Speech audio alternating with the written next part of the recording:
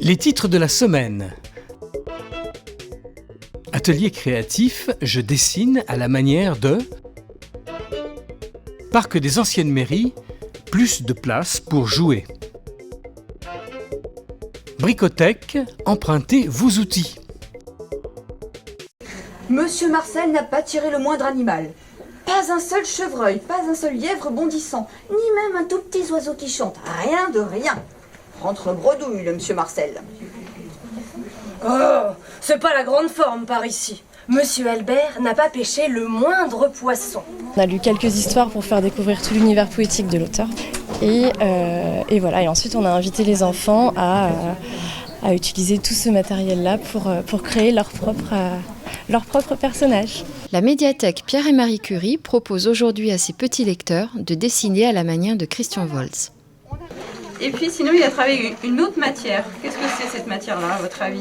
De la pâte à modeler. Exactement. Donc on vous en a mis aussi à disposition pour prendre de la pâte à modeler pour créer des choses en volume. On part d'un auteur-illustrateur, on en lit les histoires et on essaye pas d'imiter, mais voilà, de créer à partir et à la manière de Christian Wolz.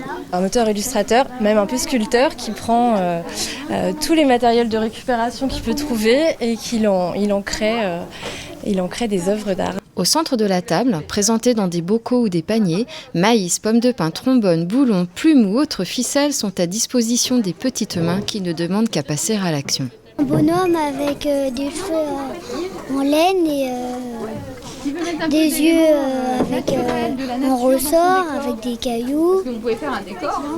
Après, j'ai rajouté des bouchons dessus.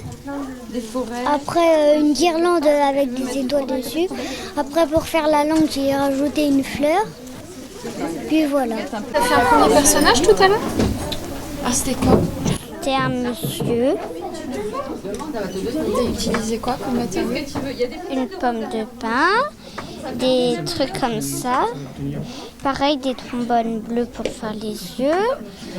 Tout comme l'auteur et illustrateur qu'ils ont pu découvrir au cours de cet atelier, nos petits artistes en herbe font photographier leur œuvre une fois achevée avant de la défaire pour en créer de nouvelles. Autant dire que l'imagination ne manque pas. Prochain rendez-vous, mercredi 18 mai à partir de 15h pour dessiner cette fois-ci à la manière de Sarah. La maison André d'Avergne n'existe plus. Le bâtiment qui accueillait l'association des anciens combattants dans le parc des anciennes mairies a été démoli.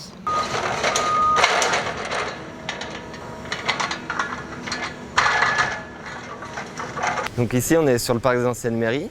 On avait le bâtiment donc André d'Avergne qui était un bâtiment assez énergivore. Donc la municipalité a souhaité sa démolition.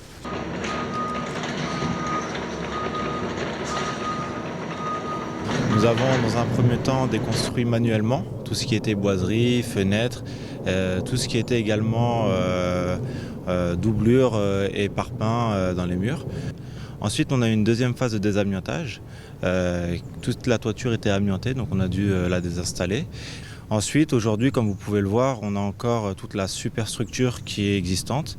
Et c'est cette superstructure qui sera déconstruite mécaniquement avec des outils plus adaptés. Cette démolition a permis de libérer 400 mètres carrés. Sur cet espace, l'aire de jeu existante sera agrandie. L'aire de jeu qui jouxtait donc ce bâtiment, elle est saturée, principalement en été. Donc on en a profité pour mener une étude afin de l'étendre sur une partie. On a la présence d'un marronnier qui est classé au plan local d'urbanisme et qui est classé au titre d'arbre remarquable. Donc afin de le protéger, on va s'étendre juste sur une distance de 5 mètres et on a décidé de choisir une seule et même structure pour compléter l'offre déjà présente sur le site.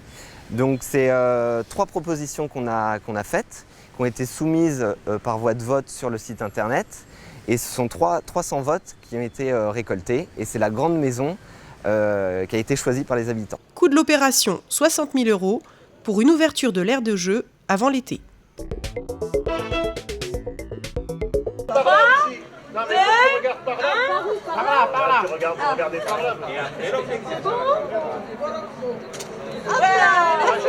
La bricothèque solidaire de Nanterre a été inaugurée le 19 février à la Maison pour tous. On connaît la bibliothèque pour les livres, la ludothèque pour les jeux, mais une bricothèque, qu'est-ce que c'est ? On est là à la fois pour prêter gratuitement du matériel de bonne qualité et on ne demande pas aux gens de venir avec un brevet d'utilisation, mais on leur demande s'ils savent déjà un peu s'en servir et leur rappeler les précautions indispensables. On va y faire un tour ? Tout à fait.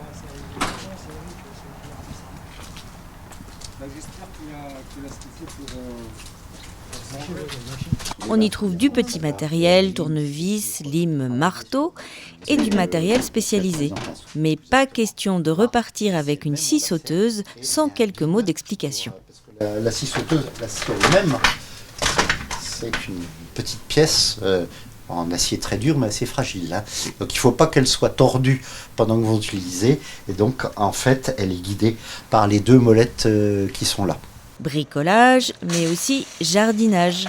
La bricothèque s'adresse à ceux qui n'ont ni les moyens, ni l'envie d'acheter des outils volumineux, trop rarement utilisés. Si vous aussi vous avez besoin d'un outil ou d'un conseil, la bricothèque est ouverte le mardi et le samedi. Pour emprunter, il suffit d'adhérer à la Maison pour tous et de déposer un chèque de caution. La suite en bref. Basket, objectif play-off. Il reste 2 matchs à domicile pour décrocher une place en play-off. Mardi 19 à 20h, Nanterre reçoit Cholet. Et samedi 23 avril, toujours à 20h, il faudra battre Le Havre pour assurer la qualification. Semaine de ouf. Offensive, utile, festive. La semaine de ouf sillonne la ville en tous sens du 15 au 21 avril.